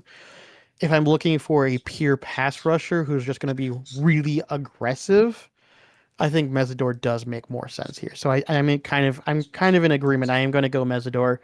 I do think Howell's a better overall player, but I think for specifically what the Cowboys need Yes. is somebody who's just going to be super aggressive and aggro, and I think Akeem Mesidor does make more sense in that respect. All right. At number 21, we have a team that is unsure of its starting quarterback and just got a new coach because the last one retired. And they need a couple of different things. Chris, what are the Steelers doing? They need quarter, they need a running back, but they also need offensive line. And I think this is the spot, if there's going to be any, where it's either going to be the Steelers or the Chargers that are going to get this particular player. And I think the Steelers, if he's available, are going to pick him. It is going to be the guard out of Penn State in Iowa. I just think if he's available, they're going to snatch him up because he could have gone a little bit earlier, but there isn't a lot of other teams that needed him. There's some teams that needed him really early that wouldn't have picked him, and then there's a bunch of the teams in the middle there that could have picked him but didn't really need him. I think him slipping down here, they're going to grab him up right away. And if it Yeah. isn't them, it's going to be the Chargers' next Oliva pick. Venga, Oliva Venga Ione out of Penn State does make the most sense here. For a little while, I actually had them mocked to take Ty Simpson. But I thought about that, and then I said, nah, they've got Will Howard. Um, and Rogers is probably coming back, so Howard gets another year on the bench, and I think that Yeah. helps. And I think you might accidentally upset Rogers if you pick a quarterback in the first round. We know how much he loves it when you pick up another cornerback over him. Yeah. So I think Ione goes here. They lost one of their major guards in free agency, and I think this is the spot he goes, and I think this makes sense. Yeah, for sure, for sure. Speaking of now, as I've already alluded to, the next pick, pick 22, belongs to the LA Chargers. Matt, what are you gonna give the LA Okay, Chargers? I would have given them, and for the longest time, this is where I had Ione going, but he obviously goes one pick earlier, and the Chargers go, damn it! Yeah. Now you look at him and you go, well, there's one other place where they don't really have, they have some holes, but the biggest problem is they have aging veterans that are not going to be around much longer. Mm-hmm. And that's on their edge. Because, yeah, you've still got, you know, I can't remember his name from Buffalo. Not the Bills, but the school, the college. The linebacker edge guy who's been around. Oh, Mac. yeah, You've Max. still Yeah. got Khalil Mack. You've still got a couple of pieces there, but overall, nah, you don't have a lot. And there's a guy here that I think will fit that scrappy kind of edge build that does a lot of different things, kind of a multi-tool knife that would go in the bucket of a Harbaugh defense. Um, and that's the edge from Clemson, TJ Parker. I like his ball stripping ability here. I like the idea that he gets after runners. A lot of things make sense. If Keldrick Falk was here, I might be considered him, but I like TJ Parker here because I don't have Falk here anymore. So TJ Parker goes here. I can see it. I can see it. I think I'm going to make a different choice, though. Go ahead. I look at their interior defensive line and I go, we can fix that. And I think I got the perfect fit for him because, in my personal opinion, this player can play both defensive tackle or nose tackle if you really want him to. And based upon the way Harbaugh has his base 3-4 set up, he uses both D tackles and nose tackles. So you can really slot him in at either one. I'm going to pick the guy out of Ohio State and Caden McDonald. I have him down a little further, but that wouldn't be terrible either. All right. Yeah, it's a little high of a pick, but I like him. If you just want a pure defensive tackle, I think Peter Woods makes more sense. But because McDonald gives you that flexibility that if you want to flex him at nose tackle, you can. Yeah. I think that's why I like Caden here more for that specific purpose. Fair enough. At number 23, we have the Birds. Fly, Eagles, Fly. Lots of different pieces they need. It's come out that apparently they are going to operate as though they are trading A.J. Brown. Yes, that's what it sounds like. So, with that in mind, what are they doing, Chris? If they are trading A.J. Brown, I would say wide receiver is definitely on the board for him. The problem is I only have really one guy really left that you could even go first round. I mean, you could stretch it to two potentially, but I have basically Denzel Boston as the last good wide receiver, and I just don't think it makes sense for them to do so. I think they could get one of these other decent wide receivers, being like Chris Bell, Jermaine Bernard, Chris Brazel in the second round, and be happy. I don't think even Zachariah Branch, can go second round. Um, I mean, some people have Skylar Bell up there, but I don't know if I agree with that. I just don't think they need to pick Denzel Boston here. You could go with that and be happy, but I just don't think you need to. If I look at what else we have, I look at their tackles and I go, okay, you have Jordan Maliotta and Johnson Lane. You could probably improve that. What tackles do I have left, though? I mean, I still have Blake Miller or Caden Proctor still available. Those could be options. I know looking at their team, it looks like maybe edge is a possibility. Defensive end slash edge. Um, I look at the defensive ends and I get like Moro or Jomo, Gabe Hall, me, right? I that's something that could be improved on. I still have Kendrick Falk on my list. Um, that could be something they do. Um, the problem mostly comes down to the way Kendrick plays. Is that something that they'd be okay with? He's not much of a pass rusher, but he can block pretty well. As far as the run game goes, Cassius Howell, you could maybe decide to go for there as well and be happy. Even TJ Parker would be okay there. I don't think a safety makes sense here. Sure, Emmanuel McNeil Warren is still on the board. If they wanted to go that way, that would make the most sense if they do.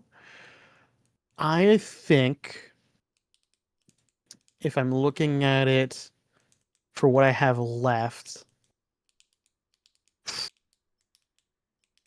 I think leaning edge probably makes more sense right now. Just which one do I like more? Hmm. I think it is a little bit potentially of a slight reach, but at the same time, I think they need somebody who can be aggressive and kind of be moldable to what they want him to be. And I think I am going to pick the edge out of Clemson and TJ Parker here. I think the guy has a lot of athleticism. He just doesn't have a lot of tools in the bag. If they're willing to kind of train him up, they can kind of train him into any type of edge they want him to be then, and they'll have a potentially solid edge for the long haul. Mm-hmm. So I looked at this and I said, if you're trading AJ Brown, you probably do need a wide receiver, but there's something even better that you can do here because he's still on my board. Um, your tight end isn't getting any younger either, and there's a guy that can play both wide receiver and tight end sitting on the board in the first round. He's off your board, not off mine. They're going to grab the tight end from Oregon, Kenyon Sadiq. And Mm. I do you want to replace AJ Brown? You get an athletic monster like Sadiq and just watch the stuff burn. I think that's awesome. Yeah, I could see it. I could see it. Yeah. All right. Looking at pick 24, we have another returning team in the Cleveland Browns. Based upon what you've already given them, what are you going to give them this time? All right, so first go round, I gave them their offensive tackle that they need, somebody to anchor the line. They took Fano out of Utah. I believe you gave them Carnell Tate. I gave them Carnell Tate. Yeah. However, we have both identified that they do need a wide receiver, and I still have a few on my board. You've had them go a lot earlier. I did not. So this is where I think Texas A&M wide receiver Casey Concepcion gets taken off the board and ends up going to the Cleveland Browns to help whatever their quarterback situation is. That's fair. That's fair. Um, I'm kind of going in the opposite direction. Obviously I already gave him the wide receiver.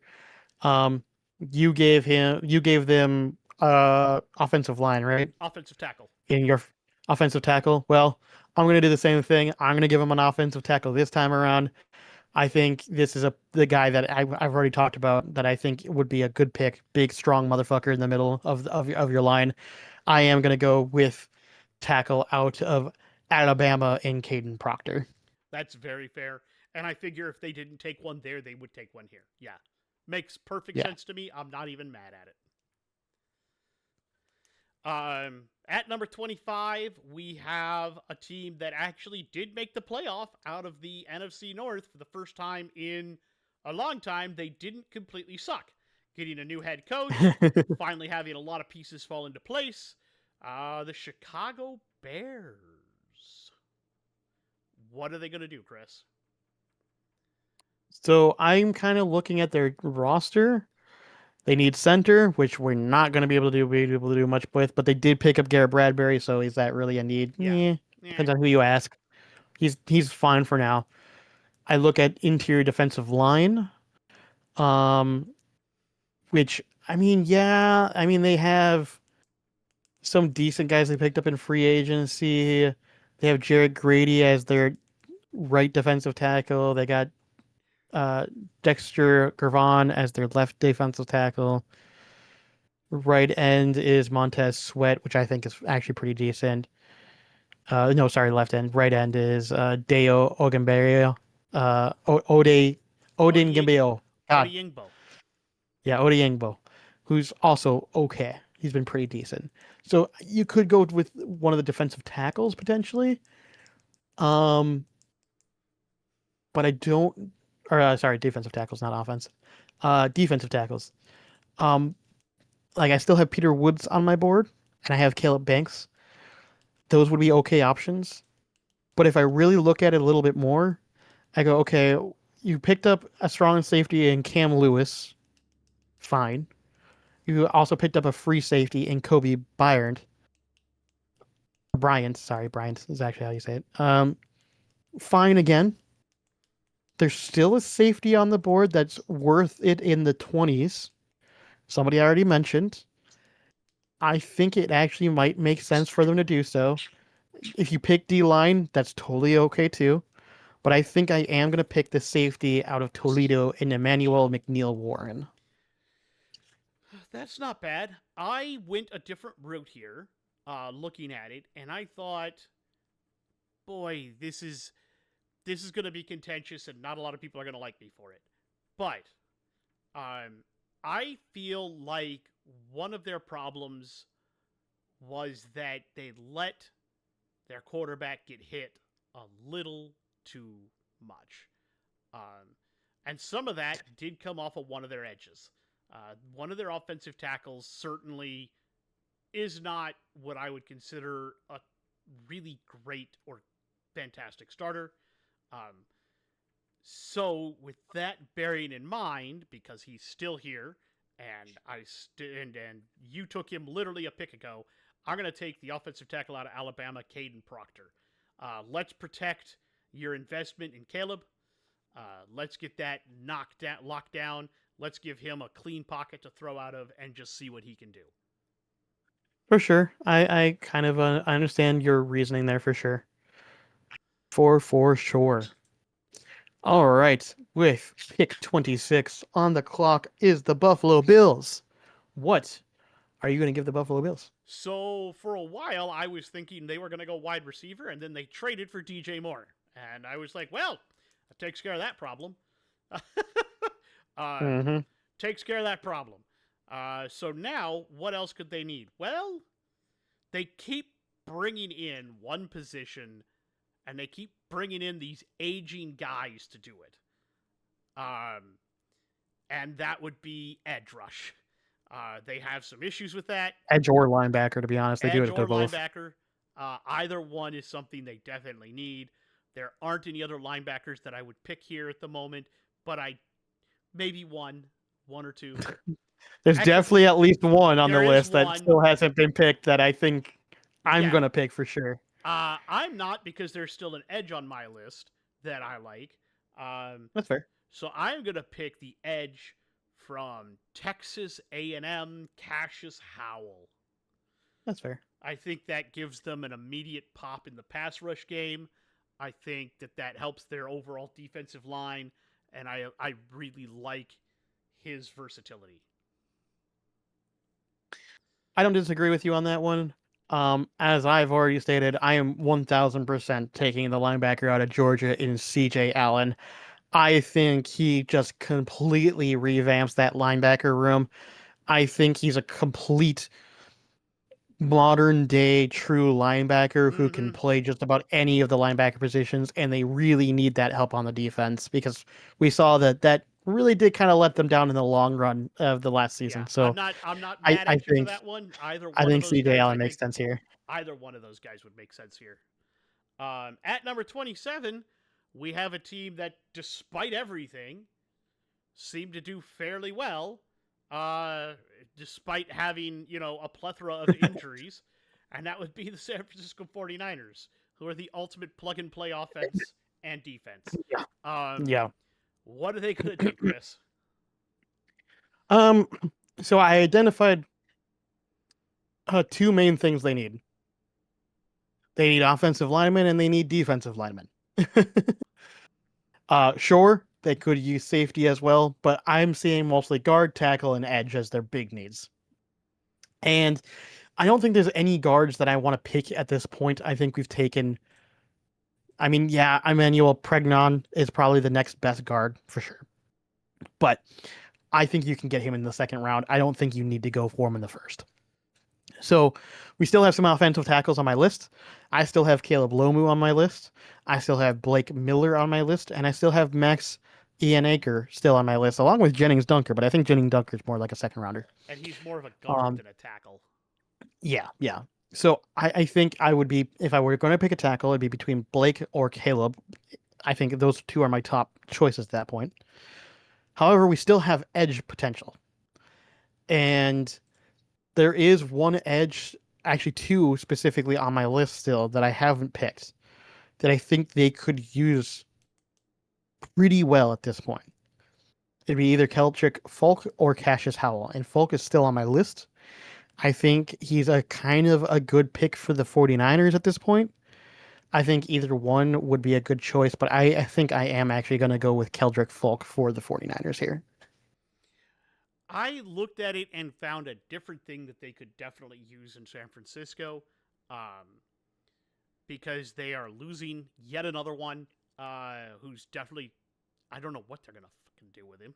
To be quite honest with you, are I they? mean, yeah, you could go wide receiver, but I just And don't know if it that's makes. you've already I gotten don't know if rid there's of a any that I lot. like. Yeah, Because because remember, they picked up Mike Evans, they did, but I and that's still why I didn't do that because I I figured that that would still be like their main him. go-to guy. Evans is a little They got older. Ricky. They got Ricky Pearsall. They got Mike Evans, and then they also got Christian Kirk. I'm not big on Christian Kirk though. I think Christian Kirk is a good third guy. Maybe. But remember, I still have more wide receivers left than you do. And True. there's one here that I think fits. He fits the Shanahan mold of a kind of a gadget, slot him around wherever you want to do with him. With that being said, I'm going to grab the wide receiver out of Indiana, Omar Cooper Jr. Yeah, I think that's he fair. fits perfect into this scheme. I think he flourishes. I think this is where they would use him. Because they would do. Could you imagine Shanahan with him? They do all kinds of crazy crap. Potentially. Potentially, yeah. All right. Okay. On to the next pick at pick 28. We have the Houston Texans on the board. Who are you giving the Texans? This is where things get a little weird because, yes, they need offensive line. They need defensive line too. That's the issue. The offensive line, I don't think there's anything here that I want to give them right now. On my board, I mean, you could give them Blake, but I think their tackles are fine. I think it's their guards that I'm worried about, and center. And we're not going center in the first round. There's a couple of guards in the second round you can get, or third. Same goes for centers. So I still have a middle of the line defensive tackle available on my board. And you are going to be amazed that he is still here, but I think it makes perfect sense. Stick him in the middle. Let Hunter and Anderson come off the ends. Let this guy clog the middle lane. They're going to grab the defensive tackle from Ohio State, Caden McDonald. Yeah. No, that makes sense. That does make sense. I don't blame you for that one bit. Obviously he's off of my board at this point. And instead I identify the same kind of player. This guy is going to be more of an extra tool to help really put pressure on the quarterback. It's one that you already pulled off your list. And I'm going to go ahead and give them. Yeah, I figure I'm going to give him defensive tackle out of Clemson in Peter Woods. If he's still there and McDonald isn't, Yeah. that's the exact right call. 100%. Yeah. All right. Coming back around to a team that picked 20 spots ago. And Right. you and I agreed on that pick. The Chiefs are back on the clock. What are they going to do here? So we still have wide receiver on the board. This is this place where if you wanted to do a Denzel Boston kind of pick or a Chris Bell pick, you could get away with it. However, I think I still have a very interesting edge on my board. I think I'm going to give him Cassius Howell. Beef up that defense even more. They already have a decent offense. What let them down last year was more defense than offense. We already got a good DB in the backfield. Let's give him an edge that's just going to be pretty aggressive on him. Fair I'm going to give enough. him Cassius. I'm not mad at that. I, however, did look at them and say all of the really great edges are now off my board. With that being said, I went with the wide receiver out of Washington, Denzel Boston. I figure they've got a lot of fast guys. Let's give them a guy that's a little slower but has immaculate frickin' hands. And that's where Boston shines. He's tall. He's got great hands. He's going to be a short yardage possession guy. I think that'll help. Because you're not after that injury. I just don't think Mahomes is going to be running around as much. And having a guy that can be a safety valve for him in a guy like Boston, I think, is super helpful. Mm-hmm. Mm-hmm. No, I don't disagree with you. Do not disagree with you. All right, moving on to pick 30. Team that has picked way up at pick 11. Back on the clock, Miami Dolphins. What are you going to give them this time based upon what you already gave them? All right, so you and I both gave them a wide receiver at Mm-hmm. pick 11. We felt that offense was anemic. Now they definitely need defensive help. Um, Specifically, in this case, they need whatever defense they can get their hands on. And Yeah, pretty much. especially in the secondary, they need some help. And there just so happens to be a cornerback that I think is really good, still sitting here on the board. They're going to take the cornerback out of Clemson, Avion Terrell.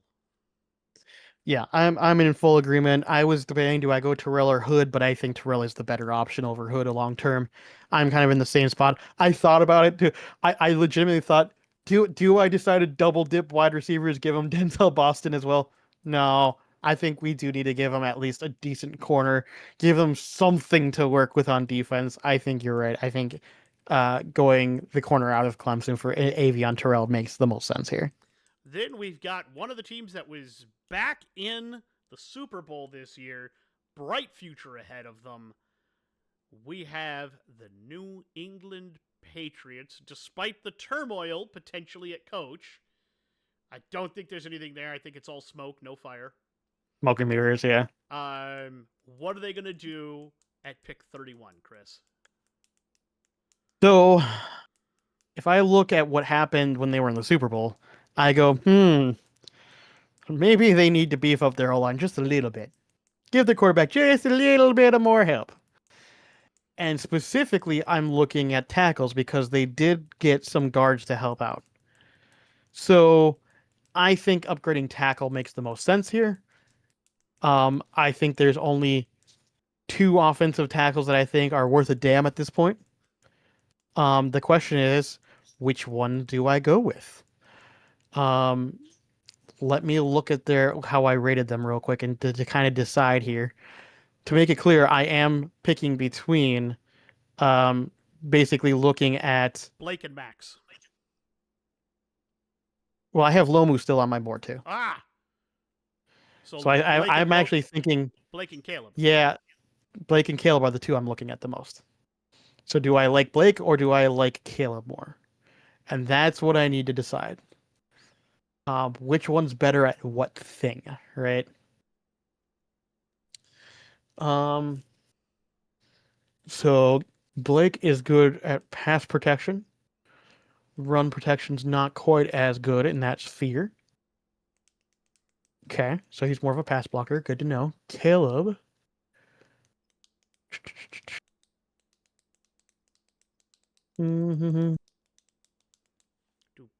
Also more of a pass blocker.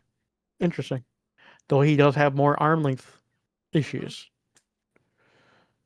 A little bit more explosive, where I think Blake is maybe a little bit more all around, but more of a pass blocker, but just has a lot of the more typical size of a tackle. Really good at reading the defense. I think I'm gonna go Blake Miller here. I think Okay. I will pick Blake Miller over Caleb. I think Caleb is a good choice, but I do think I like Blake just a little bit more in this particular context. I'm So gonna I will pick the tackle out of Clemson there. I'm doing something that's slightly contentious here. Um, and I'm going to ignore their offensive line potential need at the moment Ooh, interesting. because they did bring some in off of free agency, and it's not terrible. And yes, Blake Miller could fit here, but I want to do something else and say, one of the things that they don't have that they could need is a solid wide receiver to go along with one of the ones they already have. And I'm going to reach just slightly because I think if it weren't for the injury history, he would easily be a first round pick. And I'm going to grab the wide receiver out of Louisville, Chris Bell. Chris Bell, yeah. I can see it. And it makes perfect sense for the way I think about things. All right. Moving on to the final pick of the first round. We have at pick 32 Seattle Seahawks on the clock. Matt, what did you decide to give the final pick of the draft? All right, so there's a couple of different things you could do here. They could use a cornerback, so definitely Hood is That'd be in the the top mix. corner left. Yeah, Yep. he's in the mix here. You could go that route. There's a few other things you can do. I decided that one of the things I wanted to do was to continue to do something that you could also go edge because they did lose one of their edges in free agency, but there's no real big edges left that I like. All of mine Hmm. are gone. Uh, and I looked at the board and I said to myself, something they could do because it's not a glaring need, but at 32, you're not picking for needs. You already won the Super Bowl. You're picking what you think is the best for your team at this point. And Hmm. they could still use somebody to play opposite Gray Zabel, who plays offensive guard. And it just so happens there's an offensive guard that I like. You didn't name him, but I like him better than the guy you named. So the offensive guard that I'm going to take here is from Texas A&M, and his name is Chase Bisontis. Yeah, I don't mind him, but I think that both those guys that I are second rounders. I do too. This is the Yeah, last pick of the first round. I honestly feel like this probably gets. yeah, I feel like if I'm Seattle, I'm trading this. Um, Somebody's coming in probably. at the bottom of the first round to grab Ty Simpson. That's my Yeah, viewpoint on it. Um, I kind of agree with you. The difference is I think this is what Seattle wants to do. I don't think it'll. I think they will trade out. I think they'll try to go down into the draft. They'll go second round, and I'll pick the guy that I think that they're ultimately going to end up with. I think they are actually going to pick the running back out of Notre Dame in Jadarian Price I to be agree. their next guy. I think that is actually what they plan on doing. So I'm just going to go ahead and give him to him now. I don't think he's actually going to be at the bed. I don't think they're going to pick him at the end of the first round. I think you're right. I think they're going to try to trade it out, Mm-hmm. let somebody come up to pick Ty Simpson, and then they'll pick Jadarian Price somewhere in the middle of the second round. Yeah, I could see like the Cardinals or something, or maybe even the Browns trying to trade up to grab Ty Simpson. Dude, it could be even the Jets. Could be the Jets, who would have they have a very high second round pick Yeah, right away, and you can grab Jadarian Price right there. Yeah. yeah, And then you get another pick at the end of the round and can grab a guard or something. I yeah. absolutely agree that that's probably what they're going to do. I just went guard because I just don't think they're going to grab Price. I just not here. No, I think legitimately if they don't trade out, they might just grab whatever's they might just do what some teams do, which is best player available, Yeah, and just pick whatever they think is the best player yeah, available, which and would not be Price, obviously, at that point. no, it would Um, probably be Colton Hood. it'd probably be Colton Hood, yeah. Um, but if they do trade out, I think they will end up with Jadarian Price in the Yeah, second round. yeah, So and then you can get somebody like Jennings Dunker or something at the end of the second yeah, round. Yeah, or even into the third. Yeah, yeah, and that'd be what I'd do with them. So yeah, agreed. that's what we've got, guys. That is our mock draft. Who do you think got more picks right? Who do you think probably I was is? gonna say we'll find out next week. We'll find out next week. Who do you think might have been smoking something when they did their draft? Probably me. Um, I originally had Ty Simpson going to the Steelers at 21, and then I was like, I could understand why you would, but I just think Ty Simpson in the first round in general is a bit of a reach yeah, unless it's at the and I very agree. I end. firmly agree. Yeah. So that's why I wound up just nixing that because they could really use an offensive guard. Yeah. And I think we mostly agree with what the teams need, and I think we just Yeah. kind of flipped a few things around, and that's how it works out. In the end, Surprisingly so, yeah. there's a lot of picks that we have that are the exact I was same. gonna say most of our players are most of the we agreed on most of the players. I think there's only like one or two that we just made some like, oh, I didn't pick this person in the first round, but you did kind of thing. Well, and then for me, it would But be most of them are the same. like where you grabbed Tate with the Browns at 6, and I took him at 7 with Washington. Yeah, yeah. And I didn't even pick I didn't pick even Washington in the first round. I also didn't pick what did you that one Which one was it? Was it a tackle that you picked that I didn't even pick? Lomu. Yeah, Lomu. I didn't even put Lomu. I think he is a potential first rounder. I just didn't. I just didn't like his fit to most teams at where I thought his draft Yeah, stock was I'm worth. a little higher, and you also didn't put Bell in the first round, but I put him at the bottom of the first round. Yeah, yeah. So So, but I would say the majority. I would say at least what 90% of the players we kind of agreed yeah, on to go in the first round are going to go in the first round. absolutely 100%. And even then, we agreed probably on a lot of the players to the same teams, but maybe in slightly different orders or slightly different ways. So, Yep. All right, yeah. guys. We'll be back Thursday, Thursday evening. We will be online. We are going to watch the first round of the NFL draft, and then I've still got my sheet here.